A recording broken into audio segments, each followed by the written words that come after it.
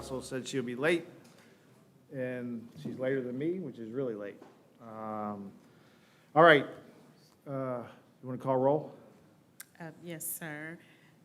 Dr. Bustles, Mr. Brennan, Present. Mr. Brown. Here. Thank you. Can I get a motion to approve the minutes? So move.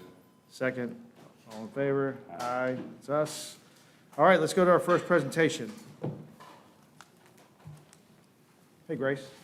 Hello, Mr. Brown. All right. Good afternoon, council members and city manager. It is my pleasure today to introduce you to Charles Parker, who's with the Retail Coach.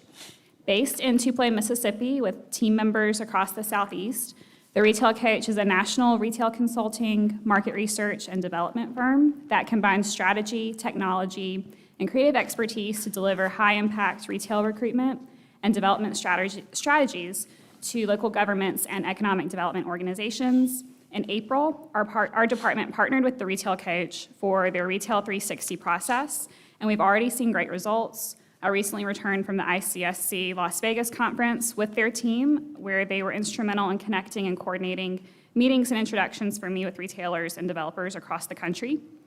Charles is our dedicated project director who works with me on our recruiting strategy, and I would like to invite him to share more about this project and partnership with you all. Thank you, Grace. It's great for all of you to have me today. Thanks for having me out. Flew in from Dallas this morning to be here and speak with everyone, so thanks for having me. Thank you. As Grace mentioned, our firm works with communities across the country to assist with retail recruitment. And when I say retail, it's traditional retail, restaurants, entertainment, eatertainment, as we kind of see now, and the new trend of where retail are going, even hospitality in a bit. But over the last 25 years, we've worked in 41 states and over 800 communities. We're a preferred partner with Municipal Association of South Carolina, do all of their training programs as well. So we're really ingrained in South Carolina, excited to be working with the city here as well. Wanted to quick give a highlight of kind of our overall scope of services and our Retail 360 process, just to give a little bit of proof of what we're about. Obviously, what goes into retail recruitment, it's very data-driven. Site selection goes into the sure thing. They know how many people are going through each intersection. They know how old their main customers are and how much they're spending on their cars, how much they're spending on rent, how much they're spending on going out on Saturdays, where they're at between 6 and 9 p.m. on certain days of the week. Everything is calculated with data nowadays. So we do a lot of the front-end data aspect of it, and I've got a few pieces just to kind of dig into that as well. But the big part of it, as we go through there, we line up the data, the real estate aspect of it, what sites are available, what are we trying to projects are we getting off the ground, and then line that up with active tenants, active developers that are looking for projects that want to be here, both regionally and then first to the market, because we are the capital city, we are a college town, we have a lot of amenities here that other parts of South Carolina, other parts of the Southeast doesn't have. So we want to make sure that we're aiming high with our prospect list to bring in, is it a first to state? Is it a first to region type aspect for, a lot of conversations we've had with stakeholders are for elevated dining, for instance, more entertainment aspects. So this. Remind me when your presentation's over, I want to tie this to our next presentation, which is about Columbia, the marketing of Columbia, how we distinguish ourselves, how we're just not a number. Perfect. And I do understand what you're saying, and everything in my business life too is about math. Okay, so, common sense follows math, math doesn't follow common sense. Exactly. So just remind me when we're done to kind of dive into your A little brain a little bit more about Columbia and how we do a better job of distinguishing ourselves from the math. Absolutely. And I'm going to dive into that a little bit with some of the numbers that kind of hopefully lead us into that as well. Yeah, thank you. As we get through that, we talk about kind of the bottom of the circle there, marketing. How do we crafting what that message is? What is the reality, the narrative versus the perception of this community as a whole, as well as the community MSA? But ultimately, our bread and butter is the recruitment of retailers. One more thing too, and Sure. I like those two words, narrative and perception. The last one I would add is the messaging. And how do we tell our story outside of what people already know about us? Absolutely. And then like our bread and butter is actually the recruitment facilitation. So we are the liaison between cities. We've worked with Grace and her team and Ryan and Spencer working with connecting them with expanding brands. Like I said, as Grace mentioned, we were out in ICSC in Vegas a few weeks ago where we helped set an agenda, where we had meetings set up with several sit-down restaurants and entertainment concepts.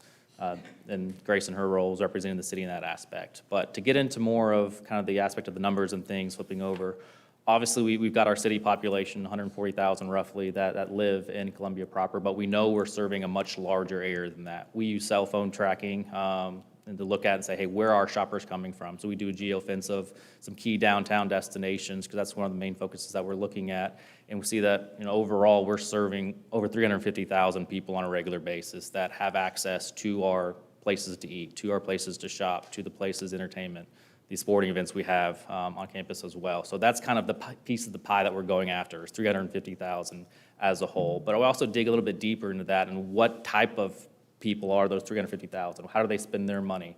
So we look at tapestry or psychographic data. And I have just the top ones here, just to highlight a few things. I think there are some interesting points to talk about. I'm not going to read all of this, but for top of our three main segments, we talk about crafting the narrative that people understand what we're going after. This is well-educated young workers. It's one of the youngest markets, which is good because they're coming of age to look at. And when we talk about retailers, these are the type of things that we're looking at because they are active. They're going out, they like to have fun and do things and be social. We see in the bottom right there, kind of their overall budgets is about between 75 and 80% of the national average because they are still building their wealth. But overall, it's the young and restless, they're singles. These are the types of things that you see in college towns that we work a lot at across the country. And for retail, it's a good one to have because you know that these are the types of things that drive foot traffic for the entertainment aspect. Our second one is the bright young professionals, which is another top one to have. We start seeing that we're right about the national average where they're spending their money across the board. But these are, like I say, large market and urban outskirts that we see, but it's a large amount of renters, multifamily buildings and pieces like that.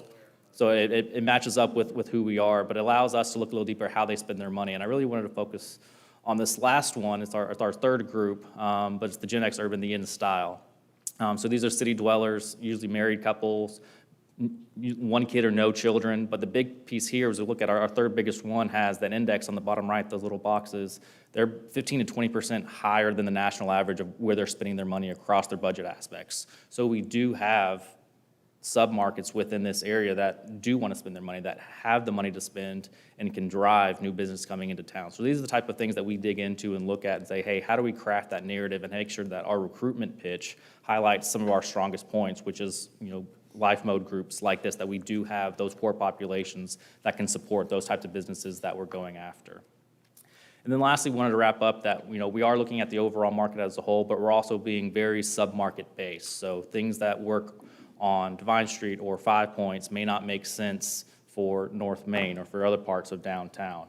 So we're working with each of the districts. We're going through, we're doing trade areas and making sure that they have the data and resources available to craft each of their narratives, how they're different from one another, whether that be, the North Main area, the 5 Points. We met with 5 Points in Divine Street representatives earlier today talking about their vision, how we can help pitch their market, support their property owners, make connections for them, for the tenants that they're going after on more of the local and regional type brands rather than the more national sit-down places or other types of retailers that we know we're trying to get to town as well.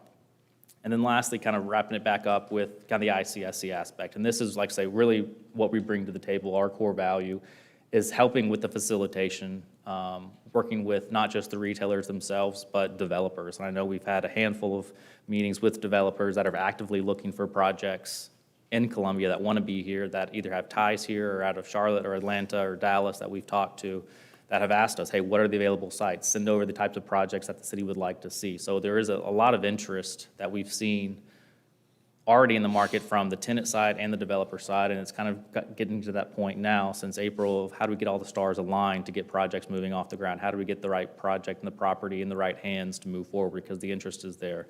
So I think in just a few short months, we've had a tremendous amount of success, had a lot of interest, and now it starts to the point of let's get the right people to the table and start aligning some stars to move this thing even further.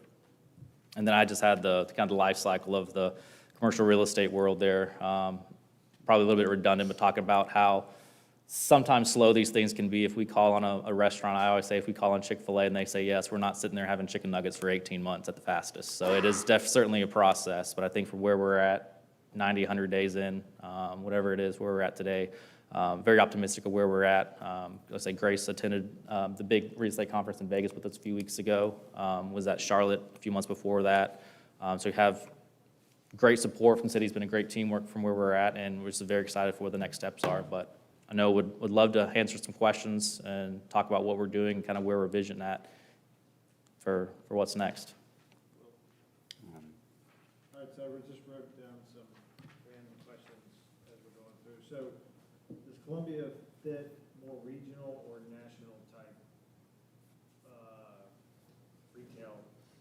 Both. It's by submarket. So I think 5 Points and Divine Street, those are going to be your independent local ones. I think there are some where you can go and maybe have a chain in the sense that they have 6 or 8 locations, but they're destinations in, Atlanta or, Kansas City, like those type, like Power and Light District. I think that can go and kind of get those pieces. But then you have areas in downtown or North Main and other parts of town that you can go after the big box type pieces of the world. So you have room for both because, hey, we have the population for it. We have the mix of people here. We have the incomes for it. We have the spending for it. It checks all those boxes. Now it's just a matter of real estate of what district do they fit, because they like to co-locate.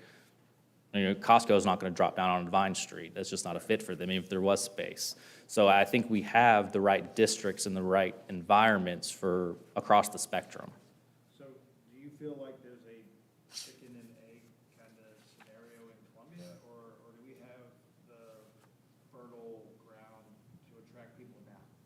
I think you have the fertile ground attracted now. I think the biggest thing that is missing piece is the real estate aspect of it. I know there are projects coming on board in the next few years that open up some space, but I think if we plop down and had, Well, that's what I was saying. Okay, so that's my point. We gotta, it feels like people believe in Columbia, but maybe not yet. I would say if we could wave a magic wand and open up 50 acres today somewhere, it would be filled up pretty quickly. So the timing aspect of it of not happening yet, I don't think it's because they don't want to be here or can't be here. I think it's where exactly is the property ready for them yet. Yeah, right. I go along with that. That makes sense. I'm just curious, where are you from, Mississippi? We're headquartered in Tupelo, Mississippi. Birthplace of Elvis is our little. Two of my daughters went to Ole Miss. I went to Mississippi State, but we can still be cordial, I think. As a little aside, so my youngest daughter, Vera Relish, has had 4 heart surgeries. So when she was down at MUSC the first time, the young cardiologist was, checking her out, and as his sleeve rolled up, I saw he had a Mississippi State tattoo right here. And I looked at him and I said, "Doctor, I could have done without the Mississippi State tattoo." But he's still our cardiologist. Okay, well, you kept him He's around. doing That's- something right. There's at least one of us running around somewhere. Peter, let me ask something. Yeah, go ahead. Mr. Parker, so you have clients in the southeast? Yes, we have clients across the country, but the Southeast is really our home base. Is there a focus for us to look at your network, your Rolodex of retail operators in the southeast, to have maybe a sharper pin Yeah, pointed this way? yeah, absolutely, and we've Because created that's what we've always talked about, is the next destination for the family restaurant in Winston-Salem, Greensboro, Raleigh. The next jump is Columbia. Is that a strategy that we can prioritize with our team? I think our team Absolutely. does We've worked on pretty good having a job of- target match list and making sure that Yeah. we have a right prospects to go after and look at as part of what goes through our process of, hey, this is our I don't say wish list, but these are the ones that make sense, how we compare to these other ones that go through for some of those brands that already have locations. The flip side of that, for like the Divine Street 5 Points, we're looking for like the independents. There's not as much of a Rolodex for those because it's more entrepreneurial. But there are restaurant groups that do new one-off ones all the time that we work with on kind of that intermediate scale for those things. But overall, yeah, target list and how we jump in and compare to that, hey, we want to be, if you're coming to South Carolina, you don't have to go to Greenville first. You don't have to go to Charleston Right, first. yeah. You can come to Columbia first and be successful. point. And I think that's probably the perception aspect that I kind of referenced earlier is hasn't always been in the past that this is the first jump, but I think it can be the first jump for a lot of those brands. And want to make sure that we are presenting the opportunities that we have from Capital City, from College Town, from just the pool that we have, from everything that's going on in Columbia as a whole, from the workforce perception of things, or workforce landscape of things. We have so many stars aligned, and it feels like because maybe those other cities have, got some momentum on some other fronts, have jumped ahead, but I don't think there's any reason why So what's what's, Columbia. and there's some statistic out there that says the average cost per meal in Columbia is the same as Charleston and places like Raleigh, that's good for restaurateurs to know that our You can our- support a strong average ticket for the Yeah. elevated, that was the the term that lower came up. cost of living in our still leads meetings. into that, yeah. Exactly, that we can have elevated dining experience. That's probably the biggest missing piece here, is enough elevated dining aspects. Well, I think we've come a long way in the past 3 to 5 years with that. Yeah, so like the momentum's in the right spot, so that's why we're excited to continue working with the city. Yeah, any networking you can give to the team for that would be very much appreciated. Yeah, I'd say that's our bread and butter, and what we do. We help set agendas for the conferences, but we have a standing call every other week where we talk about, hey, these are the next 5 or 6 restaurant groups we wanted to go after. Or, hey, I was in Birmingham 2 weeks ago and saw this. Have you thought about it? Like I said, there's 3 or 4 brands that we're trying to work with, even the foundation, to try to get in some of their space that they have in the new student housing building. They've got a restaurant Oh, good. space down there. If I can talk about that space or not. But Maybe somebody- talking about trying to bring things together and say, hey, this would be a first to a state type restaurant. So we really are trying to go after new and unique destination aspects that we can really hang our hat on to do it. Because, no one brings in a retail consultant to bring in a fast food joint or a Starbucks. That's not why we're hired. So we understand that. We want to make sure that we do elevate the retail environment that we have here and go after some big fish and make sure that we have success in bringing in new business to town. Fantastic, thank you. So who would you consider our peer communities? This might be a trick question, so be careful. Yeah, I know. No, no, That no, is it's just- quite a it's just- loaded just a question. question, That is just a question. quite a loaded question, is it not? But we talk about that a lot, and, sometimes you can learn from other places, what they're doing and, how they're doing it. So I have in my head who they could be, but I really don't know. Without checking some populations on things, but in terms of where kind of, I mean, keep in mind, we're Things are at going. state capital, where we have a flagship university, you have $150,000 population, $500,000 center, whatever, so 500,000 people in the area, so. I mean, states that check that box come down to Nashville, come down to, I don't want to say Memphis, but there are parts of Memphis, I think, that can lend itself to it. I think there are cool parts of Huntsville that can be replicated here that kind of come on a big piece. I think they have some upcoming areas as well. It's And kind that's of all regionally. large employer based in Huntsville, isn't it? That is a large aerospace Which and is on near and on dear. Huntsville. So, I mean, they all have kind of different unique pieces of what drives them, but I think we've got several that kind of check the boxes here. What about that- Birmingham? Would you consider that a peer community? I think so, yeah, absolutely. What about Winston-Salem? He's gonna say yes at every. Well, that's okay. I mean, I'm going to Keep- write it keep down. turning them off. Let's go. But I mean, those are places that I feel like have struggled at times to. Yeah, and we work with the city of Dallas, Texas. We work with their downtown, and it's not perfect either. They've got their own struggle. So, there's not a magic bullet to go in and do all these things to work with. But I think there are several we can look at, and we've, working on finding places. And it's more based on districts than it is cities, if that makes Yeah, sense. like So like 12 South and Northeast Nashville. Atlanta, Those, right, yeah, northeast, there are certain areas that we think more than the city as a whole, because even some smaller areas have some really cool districts to look at. Like in Mesa, Arizona, there's some really cool districts that, I think would be easily replicated here, because within a smaller trade area, within a, part of a town, it's very similar, but maybe you back up and it's, 500,000 versus 700,000 people. Those types of things may not match up, but in terms of kind of the micro scale, there are a lot of districts that I think make sense that could be very successful, like a 5 Points type area and some of the other areas that we talked about when we are breaking this down by submarket. So then going back to what we didn't want to forget, so as we kind of develop our marketing strategy for Columbia and how we message ourselves and how we, try to separate ourselves just from the math, so, in general, I think Columbia's got a lot of positives. Yeah, and I mean, just the location of it, it's the center of it all, your close proximity to everywhere.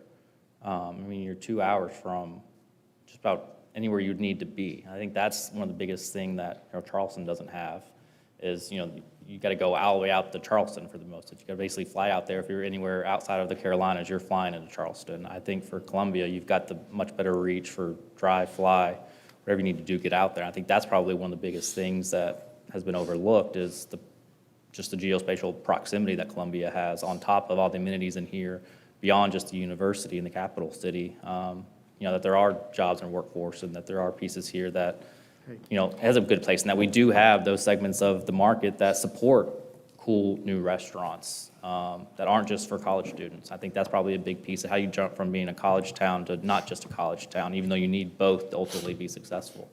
So the jump from the college town to the young professional town. So does that vibe, do you feel that vibe here? I think it's getting better. I think the big part of that is workforce and making sure that they have strong jobs in the area, that they don't have to feel like they have to go to Charlotte or Nashville because of a job, but also be an entertainment district that's, they feel like they did that in college. They don't want to keep doing that as a young professional. So is there kind of a secondary stage to make sure we do have those amenities to keep them here, that they don't have to, college 2.0 after they graduate type aspect? Do they have something to, even take their young families to go to in their next stage of life? I think that's probably the big thing for retainment of some of the ones that love the area, love coming in for game days, but maybe there's something missing for them to stay long-term.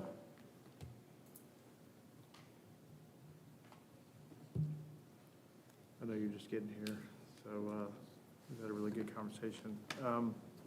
Anything else? All right, thank you for your presentation. Thank you for having me. Yeah, appreciate it.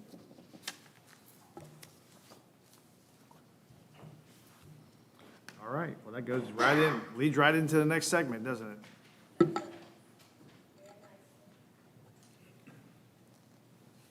you want to kick it off, or do you want either one of us to open it up for you, Mr. Brown? Yeah, I think, when we went through our budgeting session, one of the things, as we heard from what I would consider our partners in the community, State Museum,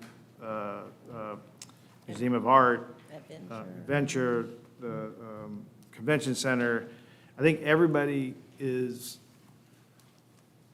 feeling the vibe and the kind of the excitement around Columbia, but everyone's working independently on their own vibe and not trying to unify our vibe into one marketing / messaging strategy for this community. And I think with our new logo and branding and just kind of a new feel in Columbia, I think it's a really good time for us to look at how do we unify Columbia into a real message that kind of like a core message that fits for everybody, and then you can grow that message independently, but a core message. And we've been talking about this, the three of us, for the last year, whether it's branding, signage, just having a better concept of how we sell Columbia, telling our story.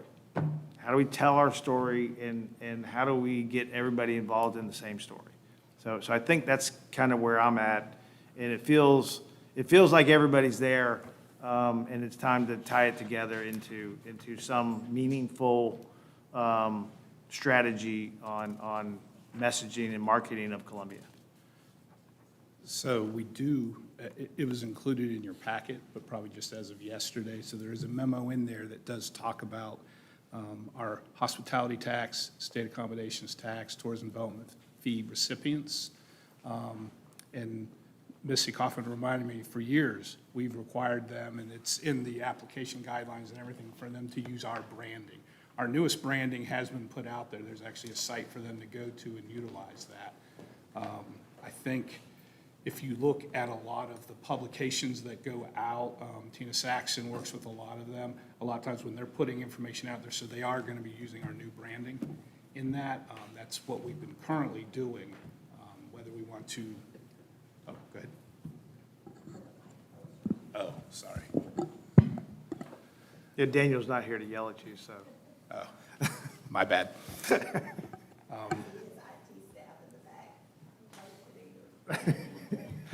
I should have sat over there so I could see them. But yes, I would say that's where we've started. Can we grow from that? Possibly. I didn't know if you wanted Missy or Tina to talk a little bit about what we're doing. I think we should. I think, go ahead. So I think we're talking about two different things here, right? So what you're referring to, Jeff, is really around ensuring that all of the work that we have done to make our outward communications about city-funded programs, initiatives, announcements, anything city-related has the cohesive brand that we have invested in. And I agree with you. I think that anybody that is receiving funding from us must adhere to our brand guidelines. And that will not be, I don't think that'll be much of a change if it's something we're already doing. But I think that there is an opportunity for us to have a larger conversation. I don't think that the city of Columbia can necessarily force people to work with us, but we can be the convener of bringing together a lot of these groups that are talking about Columbia in a specific way, whether it's the airport trying to market getting more flights here and getting more people to fly local, to experience Columbia that has their specific brand. I think what I have talked to Chairman Brown about is this is an opportunity where we need to have a conversation about kind of like what is colloquially known about Columbia that everybody can talk about, right? We joke about the famously hot because that has been something over the years that has stuck.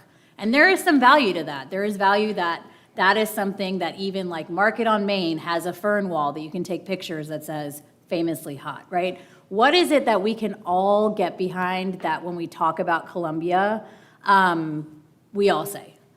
An example of that is like, keep Austin weird. Or, some of these cities that have embraced this general feeling or sense of pride.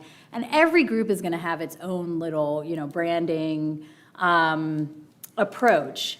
But I think where we're getting lost is, there's sometimes not even a clear definition of what we mean by Columbia. Columbia is more than just the city limits, right? There's so many other players that are involved that affect Columbia every day, but may not be within the what we consider the city of Columbia. What does it mean in terms of when we're marketing for different purposes, whether it's recruiting for the university or recruiting for a potential new development from our economic development office? I think that there's an opportunity. So I would like for us to see us explore whether it's we kind of spearhead and get the right people at the table, but to start having some of these conversations about how can we stay more up to date with what's happening with all of these different organizations that I think ultimately have the same goal, which is that we want to make Columbia better. And that doesn't necessarily translate to everybody's gonna have the same color, look, and feel, because we're not thinking micro like that. I think we're thinking a little bit broader about what are the words, the language, what are the things that we're all gonna kind of start using so that that's what Columbia gets known for, so that someone who knows nothing about South Carolina, if they go and look up Columbia, those same words would pop up in terms of what does it feel like to live, work, and play here? I totally agree. And I think to put it more succinct, what we really want is a coordinated effort with all of our partners in Columbia on how we sell Columbia. When people, and we've got, and I know the economic development team can vouch for this, when people come here, the first thing they want to say is, nobody really knows much about Columbia. And we've talked about under the radar, Well, just for the record, under the radar is not good. So it's about who are you? Who are you and how do you market and sell and message yourself to the rest of the world? We're competing against the rest of the world. It used to be you competing against Lexington, but we're not competing against Lexington. We're in bed with Lexington, okay? So we're not competing against anybody locally. We're working with them. So I think this is our opportunity to kind of take the lead on this. And what I would recommend is that we reach out to all these partners. Odyssey did a great job of listing a bunch of them and go through how do we develop a strategy and what do they want? What do they think the positives are? What are the negatives?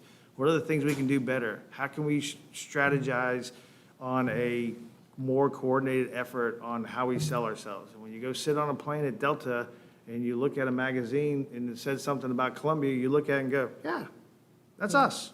That's exactly who we are. So I think that's what I'm looking for is us taking the lead and maybe even taking a financial lead in this as well to help figure out how we can not just get input from our partners, but help our partners as well, because by helping our partners, we're helping ourselves. And I really do feel like we're, we always say at Colite, do you like where you are, or do you like where you're going? Well, I love where we're going. I mean, I kind of like where we are, but I love where we're going.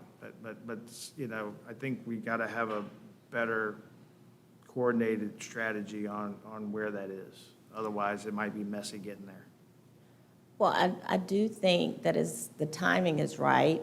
Crawford, our marketing communications consultant, they're actually on now listening in, and they're on the stream and the screen above you, Mr. Brown.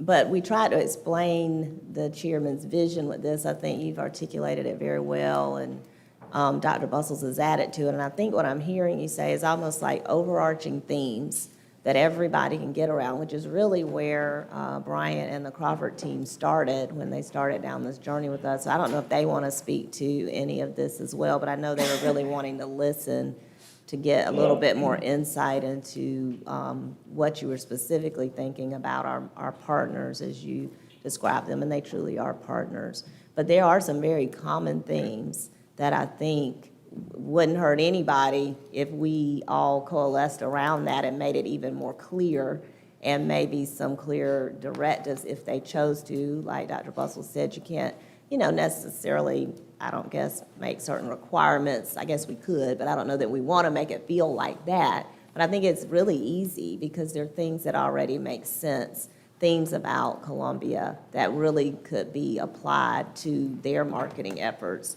Yeah, and right. pull in the same direction as we're already going, we're going where we want to love to be. And so, Bryant, did you want to add anything? No, I think that's great. Well, thank you, and it's good to see everybody. I also have Courtney Young on here from Foresight. I think she has some thoughts as well. But what I'm hearing, and Councilwoman Russell who said, there's two folds to this. One, there's the slogan aspect, right? Keep Austin weird, the only famously hot that's around. There's that one line slogan. I think we're talking more what I would call a messaging strategy. So you have these partner groups, when they go out, we're all reading from the same book, so it sounds the same. So I think what in turn it's a messaging strategy that says, here's how we talk about Columbia. People can talk about it in different ways, but they're gonna use the same foundation. So I think, Ms. Wilson, we have part of that kind of when we worked on some of the brand back before we did the logo. It's taking the brand strategy a step further to a messaging strategy and articulating what are the words, the sentences that thread the needle. I think that's what we need more than a slogan. It's more of the messaging art that can be carried across departments and across groups, because what we don't want to tell them is what to say, but we want to necessarily tell them how to speak. And that's kind of the vibe I'm hearing. I think that's totally right. If I could just add to that with you, Brian, I think the other part that would make the strategy most well received, and so that everyone does get on board, would be to hear, because everyone is in their own direction with the other things that are going on around the city. While the city will take the lead on this, I think we also want to hear what is it they think they're good at right now. Because over time, they're changing and evolving as well. So if we have some of that information that helps to add to make the strategy the most successful that it possibly can be for the long term. I think that's true, and in my mind, what we're doing as city leadership is we're going out and we want to be the leadership of this effort. We want to, and I think people are looking for that, and I think our partners are much more open that we're much more of a team now than we ever have been. So I think it will be, the timing is perfect for this, and to really get buy-in from everybody. But what is that buy-in? You know, what does it look like? What does it feel like? What does it smell like? You know, what is, you know, what are we really representing? And how do you sell Columbia? You know, I said to the city manager the other day, I said, you know, I hear from people when they first thing that some people say to me is, oh, Columbia, where's it? That's in North Carolina? No, we're in South Carolina. And the second thing they say is, yeah, my grandfather went to a military base there. What's it called? Fort Jackson. He said it was the hottest place on earth. I was like, oh, okay, great. So I think we can do better than that. And I think we've got such an amazing story in Columbia. I think it's a good story now. I think it's going to be a better story down the road. And I think we're really just like, feels like the perfect time that this is going to be our time. I think it's great. You know, I want to give Wendy, who leads our strategy group here, a chance to speak because she has some great experience with kind of the continuity of messaging. But I don't think we need to do is go to every partner group and say, tell us what you love about Columbia, because we're going to get such a variety. I think what we need to do is help shape with their input. What is our messaging? What do we want it to be? What do we feel it is? And we go and say, guys, here's our proposed continuity of messaging. What do you think of it? So I would do it with you, and I wonder if you agree, kind of a get our partners involved from a reaction standpoint, but let's help shape kind of the narrative up front. I would 100% agree, and pulling in some experience I had doing similar activities for City of Raleigh and sort of defining their messages, particularly as it related to downtown. I think there's input that happens on the front end, in part, as I think Courtney was suggesting, to help people feel ownership over the outcome. But I would agree with Brian as well. We need to bring in some organization and real clear strategy to help define and narrow that down, versus just taking all of that input and regurgitating it for you. That's a little bit of the art and science of what we do, and I think can help you guys with doing. Yeah, I mean, I think what the output is here is kind of like we have the brand guidelines, and we're telling these partners, here's how to use the logo and fonts. We work and we develop a 2 to 3 page brand messaging guide that says, when you talk about Columbia, here are the key themes to include. If everybody has that, then no matter how they're nuancing it, we have the same base. So I think that's a good step. Agreed. Agreed. I think that type of text and summary and descriptions can easily blend into, let's say, Columbia SC, Experience SC's website. Yeah. And just have that overall, once you start hearing it over and over, then it becomes synonymous. So I think that's a good path forward there. So Brian, I know we've mentioned at least to this committee of the council that the overarching contract renewal for Crawford is on your agenda for June the 18th.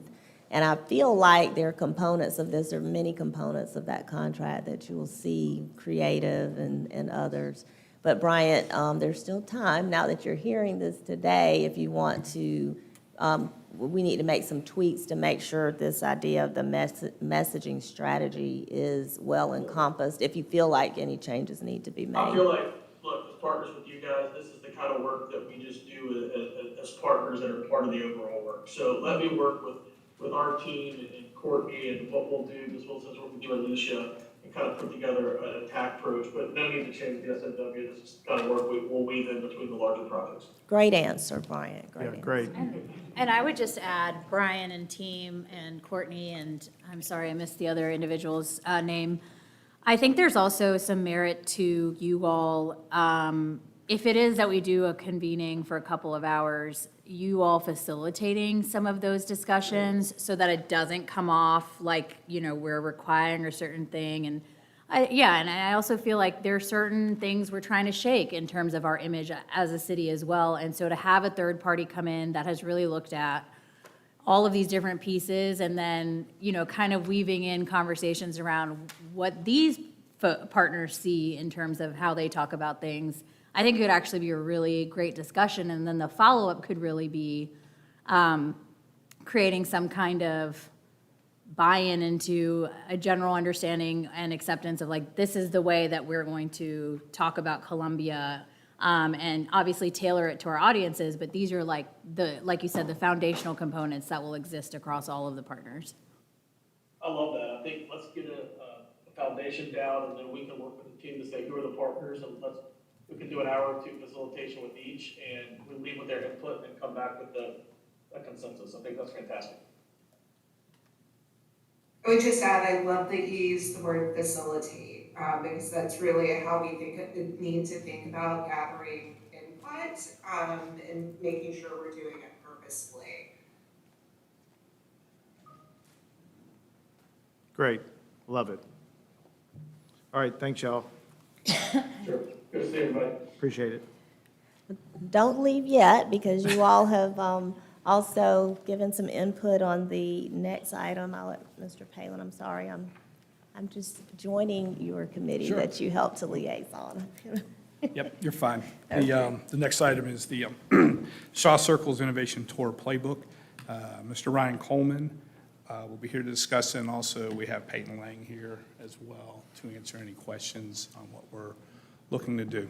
And Ryan, before you get started, I'd just refer the committee members to the email that I sent, just trying to give a little context. I think Mayor Rickman's probably in the room, and Peyton's here again, like Jeff said, but they really did bring the idea of Shaw Circle to us, and wanted to make sure you had the background. Great, thank you. All right. Good afternoon, members of council and Ms. Wilson. I'm here to provide an update on a proposal that we have received from Shaw Circle. This kind of ties in thematically to what we are talking about today, so a lot of conversations that are oriented around marketing and branding the city. Shaw Circle is a group that is comprised of finance and computer science majors who recently participated and placed third in the MIT IQ Hack Hackathon in February. Y'all might have heard about this. It was associated with SC Quantum Association and some of the work that they've been doing. Following up on the success, with that hackathon program, and I guess through their work with Joe Queenan, they've reached out with a proposal to the city to help market and strategically position the city of Columbia as a leader of innovation and entrepreneurship. And so what has been proposed, it's being referred to as the Peer-to-Peer Southeast Innovation Engagement Tour.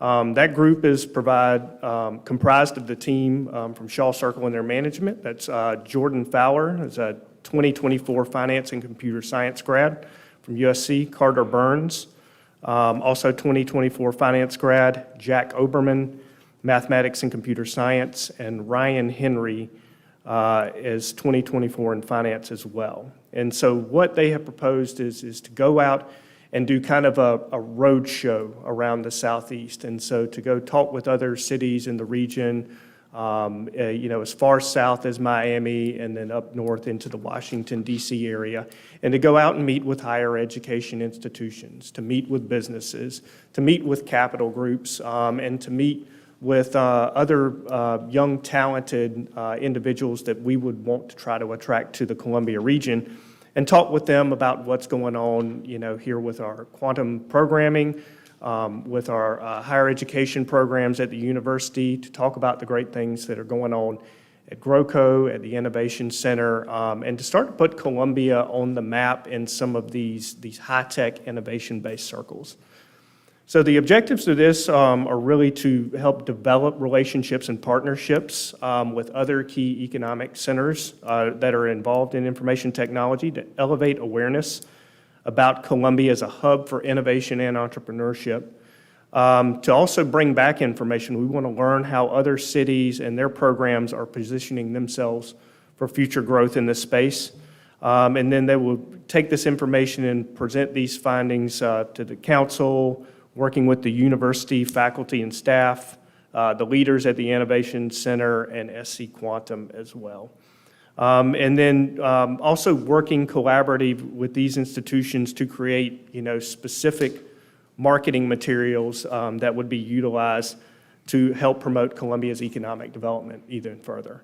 Some of the key initiatives could involve working with the universities on initiatives to attract and retain talent, to synergize with other artificial intelligence and quantum university programs, getting USC and SC Quantum more involved in the Quantum Coalition, for entrepreneurship incubators, helping to attract that entrepreneurial talent here to the area and new business startups, creating collaborative opportunities between our existing entrepreneurship incubators and existing incubators and accelerator programs outside the region, knowledge exchange, information partnership programs, other initiatives around investment institutions. So we know that, getting investment and venture capital into Columbia is a bit of a challenge, and that's something that they would focus on as well, presenting our entrepreneurship opportunities to those investors outside the region, and then showcase other startups that we have here in Columbia. And then finally, kind of the media component of this, which would be just spreading the awareness and creating marketing campaign materials specifically geared for educational institutions, entrepreneurs, and quantum-based entities. Just to give you kind of an example of where we would be looking to target, travel destinations could include Washington, D.C. and the University of Maryland, Charlottesville, University of Virginia, Raleigh, North Carolina, and the multiple institutions there, Wilmington, Charlotte, Nashville, and Vanderbilt, Atlanta and Georgia Tech, Tampa, Miami, and of course, Greenville and Charleston as well.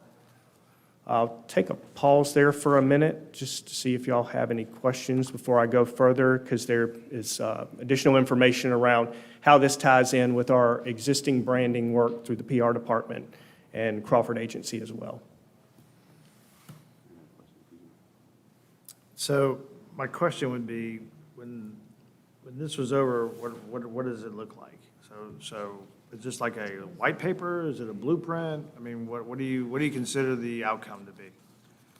Well, one thing that is very impressive about these boys is they have already thought about how this could benefit us. So when they presented it to the mayor and everyone else, they talked about this is what we want to do, and this is why we think it's important for Columbia and why Columbia helped us get there. So that's sharing our story piece. And so what that looks like coming back, especially pulling in Crawford, which Ms. Wilson did from the get-go, is making sure that when they're going to these different places, we're capturing who's attending, we're making sure they're getting the materials. So we're gonna know how many different contacts were made. Was it businesses? Was it investors? Are we capturing the local media there and its success stories about there? In addition, they are doing this work to promote Columbia, but they also created a hedge fund that's very successful. It's College Seniors. And so we're going to be able to bring all of that, and that's where it ties into the investment. But also, we talk about how 5 points, different parts of our city are these innovation capitals, but what's the story? What are we sharing? And so this is an additional story, and I think it ties in to a lot of council's conversations about also that pipeline. How are we keeping our talent here? These boys decided to stay here with us, and they brought it back, and they want to reinvest it. And so those are some of the quantifiables we'll get. It'll be a lot of earned media, a lot of intentional pitching, but also capturing those different contacts and trying to bring them back here, and Ryan and his team can work off those as well in terms of the investments. Yes, sir. I know Alicia sent out some information as we were kind of working through this proposal. Obviously, on the back end, we want to track and summarize these visits. We want to understand, how Columbia is perceived in other communities. We want to, understand how we're getting media mentions out of this, because the goal is to generate, some publicity and some positive PR out of it. But additionally, from what we've seen from an economic development standpoint, we know people don't get truly serious about a community, until they get interested enough to come and visit. So if they can go out and generate this intelligence and refer, some of these points of contacts back, we'd really like to get more of these capital groups, more of these entrepreneurs and businesses to come and pay a visit to Columbia. And I think we could have some really meaningful conversations on the back end if we can get them to come here for just a day or two. And what we've pulled together, I'll let Colton on our PR team speak to it, but kind of a PR plan that, Dr. and Ryan and team speak about this. This is kind of the PR plan that would surround their effort to bring some of those media. So if you guys are interested, we could spend 2 or 3 minutes kind of outlining at a high level what the surrounding PR plan would be for the group. That'd be great. Yeah, that would be helpful. I'll take the weight. Hi, my name is Colton Grace. I'm the PR director here at Crawford. And we kind of put together this, a little bit about myself. I actually had some background working in the quantum space with some folks down at Clemson University. They were doing a lot of stuff in the quantum space. It's a really interesting area. So I have some PR. Forgive him, he doesn't know what like Clemson and Columbia is. I was trying to figure out how to. Just, hey, it's a curse word, I'll put it in this file, I got it. Councilman Brown As kind soon of as you made a said the C word, face. I was trying to figure out how to get rid of them, but. You know, I couldn't kick him off fast enough, so there we go. I told that strike one, 2 bars, that's strike one. So anyway, so we put together like a little bit of we talked about what's connecting this to the city of Columbia and the messaging there. So they're not just taking it and talking about quantum space and stuff like that. A lot of the stuff they're going to be taking with them from a press kit perspective and leave behinds are going to be things talking about how Columbia is positioning itself as a regional hub of innovation, how it's South Carolina's capital, America's future of innovation, and it's going to include a lot of information on economic development, workforce, education, and also some of the ideas of tourism, recreation. What's the draw to someone wanting to come down to Columbia and invest? So we're going to do very high level in each of the markets that these guys are going to travel to, proactive pitching to 1 or 2 top outlets, 1 or 2 of the cable television networks to try and get some 1 or 2 interviews there.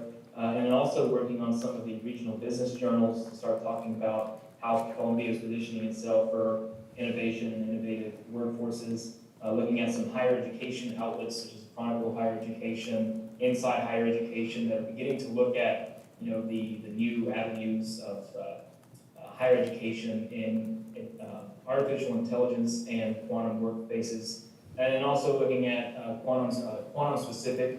There's 1 or 2 journals that specifically look at integrations and investments in quantum technology and the new workforces cropping up, and how cities and higher education sources are working together to promote those things. And then also some national press that could be interested, such as NPR and anywhere else these conversations are being had. So really what it's trying to do is prime the network for Columbia as a hub for this stuff to come back to. So it's kind of what I'll call the smoke around the tour. So it is the awareness that Columbia is prime for this type of work. We included, Brian, in the committee members' materials, the innovation tour playbook that you all put together to get us started. It's the So- last page in section 4 after the contract. I actually believe 2 things. Number one, I actually believe that Columbia does have a significant entrepreneurial spirit already. And I think it's just been, as we continue to say, under the radar. But there's a lot of really amazing small, medium, and large companies in Columbia. Unfortunately, a lot of them get to a point where they end up selling. And then we lose that. A lot of times you lose actually the company, but you lose that entrepreneurial spirit, and you lose that vibe that I think has been and is in Columbia. Secondly, I also think that from going back to, what does Columbia do from here?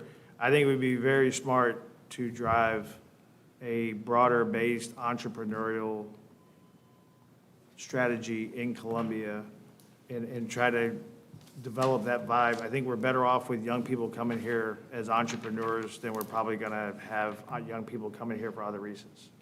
So I think this attracts a certain segment market to Columbia that would help grow the younger postgraduate population. I'm actually, I guess I technically still am on the board, but I'm on the board of the Don't say it. Terry School of Business. He said the C word, I'll say the G word, at the University of Georgia, and it's their entrepreneur program, and they've done amazing things. But I think what they realized was that Athens has its own limitations, so what they did was, kind of going back to what Dr. Bussell said, and they kind of developed their own vibe, and they developed it around entrepreneurial, and they've developed a entrepreneurial city within the city and within the university. And I think it's really been an amazing thing that they've accomplished. And I think we could do similar things here. And I think it would really add a really nice layer of growth to Columbia that I think we could support. I think it'll be important to make the connection as to why an investment in this specific group. I know we've had conversations in the past around the need to cultivate our, entrepreneur community. I know there's also been some studies that suggest that Columbia is ripe for investments in certain types of entrepreneurship, whether it's health, IT, or I can't remember the other sectors, but because there's a lot of different ways in which we can go towards talent retention and, getting investment to Columbia, I think making that clear connection as to what this group specifically can bring that other groups cannot, it is going to be important to me. And one thing we all did not mention, and I just remembered, is one big part of this is the momentum. The University of South Carolina is going to host our first hackathon in the fall. They've already committed to that. And so one big part of this is obviously that's what put them on the map and gave them the idea, and making sure it's a good event that brings people to Columbia, which they shared a lot about. Yeah, and I'll add to that as well. If y'all recall, the Midlands competitiveness report came out earlier this year. Columbia has typically trended pretty well in entrepreneurship and startups. I think where we have struggled, early 2000s, USC Incubator came out. We seem to be on the right track. Tech entrepreneurship is very unique in the skill sets and a lot of the resources that they require to stand up these technology companies. And I think that's really where we have struggled over the past few years, is getting that highly innovative IT capacity. We're seeing some inroads now with what's going on with GrowCo and the Boyd Innovation Center. But to go from last year, where $15 million was awarded by the state to start a quantum program, to sending 4 USC students who placed third in an MIT competition is really good. I think that does provide a unique opportunity to talk about positive, events that are going on here, and maybe lean into that a little further in advance of the hackathon later this year. Mr. Chairman, Will? I look at this as our attempt to kind of build a niche brand ambassador program. Does that make sense? We're paying gentlemen, some successful entrepreneurs, young, well thought of folks to go on the road for us to pitch this concept of a local innovative economy we're trying to create. My question to you about this, I guess the gentleman's comment, smoke around the tour, I still can't wrap my head around if they're leaving on, their tour is thicker than Hootie's summer tour here. They're leaving June 24th, and they're on the road every day until August 9th, hitting up some major municipalities. My question to y'all, are we cold calling? Do we have a network in place that we, as council members, can point to and say, yeah, they're meeting with the Charlottesville Innovation Hub? What more can you provide between when it leaves this committee to when it goes to full council for us to really know that, those connections are real? This feedback is going to come back locally. And then my second question to that is, how does our local group that's really pushing for this, how do they play into this? Are they get the leads and then start to foster those leads to really bring them into the local innovation tech hub that we all desperately would love to see grow organically here? I'll jump in a little bit, and I echo your initial view of that, Mr. Brennan, but I guess it's what youth will do for you, because when these young men met with us, I was waiting, sitting back, let me understand what they're doing here, but they are quite impressive. And they have done their homework, and they have already, I think, from my memory of the conversation, they've already established the lead. So I do think they have sort of teed up who they're meeting with in the different cities. Probably we're waiting for this to see where it's going to go before they continue to make sure that some of those appointments are made. But in general terms, I think they kind of have an idea of who they're meeting with in the cities. I don't know if Mayor Rickaman wanted to add as far as the question about, the partners that we already have in Columbia that work in this space and their connections to the Shaw Circle. Well, I just wanted to add a couple things. Number one, they'll be able to provide you a pretty detailed, they're actually been waiting on us. And, we move at a little slower pace than the entrepreneur does. Those guys were ready to go a month ago. But they're teed up in all of these communities. They're sought after. I mean, their quantum fund, to be quite frank, is a hot topic in New York and everywhere else.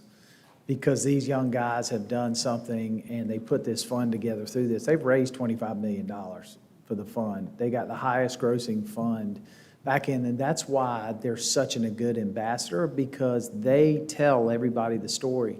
We would have not been able to do this had we not been in Columbia, South Carolina, and had the connections. Not only was it that the four gentlemen each had a different role. One of the young gentlemen's an engineering student, the other one's a computer science, one of them's a finance. They came together and brought this hub, but their hub was our investment in the quantum and what was going on down there. They're also to take advantage of the other partners that are out there. So they're not only trying to grow themselves into a larger business and hire and live here, they're actually utilizing the resources that are coming out of the Boyd Innovation Center. So they're partnering with other people, which is exactly what we want. And then to the kicker is that we're going to have this hackathon here. So all of those people are going to converge on Columbia. So the more that we've advanced that and told that story, the landing pad here that opens up is exactly what we want to happen, because that's going to not only enhance the local, it's going to bring us new. So suddenly we've created this community. And our goal has always been from the beginning is to have the same kind of growth pattern that we saw at Duke and Durham, And So the hackathon, promoting the hackathon here in Columbia is the strength behind them getting these meetings and growing their network. The hackathon is a buy. It's a secondary, it's a side hustle that comes with it. To be quite frank, the conversation with all these connections is about what can be done and the connections behind financing and others, actually exposing the whole community to future investments. And meeting with the other schools, so a good example, like they've already heard from some other schools in the Southeast who didn't participate, who've been watching their story. Well, we want to come work with y'all and work with those teams there. Tell us about why Columbia. So they're already getting that. And I think that's what's so exciting. And when you sit down and, I mean, it is amazing to sit down with four young gentlemen like them and listen. I mean, one of them had their Series 7, sophomore year or something? I mean, it's insane. But I think what we have is we get to tap into a market that we don't currently have, and we're able to ride their success. I mean, they came in third place out of, I think the original was 150 and across the globe. So they competed against the globe. Pretty good. Only two schools in the Southeast, Georgia Tech and the University of South Carolina, participated. One layer that I hope we can work in is our office availability and our affordable lease rates for startups. If we could work that into I think the that roadshow. landing pad and how as we move forward with these other projects, how that plays in. You got the entry level The stairs, on up, how you get the stair approach to move on, but also the other connections. What are those connections with possibly Capgemini or, some of these other companies that have grown here? How do they intersect, and how do we continue to incubate those up? Yeah, and the the pitch willingness. night is the other part to it, Yeah. When you look at and that they can share what these entrepreneurs are pitching. And I think that's what we're trying to do, is try something different that gets us into a group that we have not actually ever marketed to or targeted. And quite frankly, Mr. Brown's correctly right. We got an incredible entrepreneur, but once again, we don't tell that story. We don't share the businesses that have grown here and that are still here. I mean, my favorite one is Amrock. Been here since 1972, and it's changed names, and it's been here, but it's been steadily here, and nobody knew it. And now, they're a $1.5 billion company located downtown, hiring left and right. This is the kind of message that we want to send about Columbia. And exposing the other college students who are really interested at some of our HBCUs, I think they've already partnered a little bit and can do more. Yeah, and Ms. Wilson brought up too, the fact that they're already reaching out and working across the city to include other campuses and other students to be involved in the overall growth pattern, so. But I think that's what we really want is, we want this, not just an entrepreneurial spirit, what we really want is an entrepreneurial village. Oh, yeah, Okay, we want and what's- this to be the fertile ground. Right, and I think this is the right area, and again, as an entrepreneur, one of the things that Columbia has traditionally lacked is institutional money. And I think this is also a way for us to attract private equity people to come to Columbia. It's the same story over and over and over and over and over. You got to give somebody a reason to come here. They're just not going to do it on their own. That's just not the way the world works. So I think this checks a bunch of boxes for us. I think talent retention, this has a lot to do with that, and I So think. it's a part of it. It's part of it, and I think this is growing talent, not just retention of it, but it's growing that talent and growing this entrepreneurial story in Columbia that I think really will make a difference for us. Dr. Bustles, you good? No, I'm good. Okay. Councilman? Okay, thank you. And again, you all have additional time to we'll have consideration. It will be on your June 18th council agenda, the contract. Thanks. All right, last but not least, business license. Good afternoon, council members, city manager, assistant city manager. Last I was here, we were discussing certificate of public convenience and necessity regarding taxi cabs. And we discussed some wordsmithing that needed to be done on Article 2, Division 3, Section 24-102, issuance and revocation, and letter C. And we had a clause in there about 60 days to resubmit your application after a denial. And essentially, we removed that, so the new sentence is decisions by council shall be final.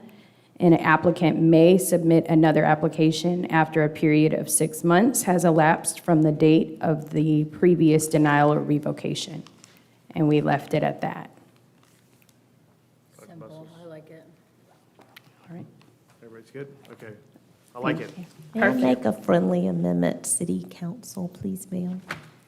City council, decisions by city council, please. That's just it's just a script. Absolutely. Okay. Yes, ma'am. All right. Thank you. Anything else, city manager? Mr. Palin? I'm good. Actually, I just wanted to say, I think this is likely one of the best meetings we've had with this, the economic development infrastructure. And I think part of it is, it's fun looking at projects, and we've got plenty of those going on, and discussing the pipeline, the future of Columbia, but just having these really strong strategic initiatives that the city's doing for likely, in my opinion, the first time in a long time, I think is exciting for me, so thank you. Anyone Thank else? you all. All right, meeting adjourned. Thanks. By the way, I was 15 minutes late, so you weren't too bad.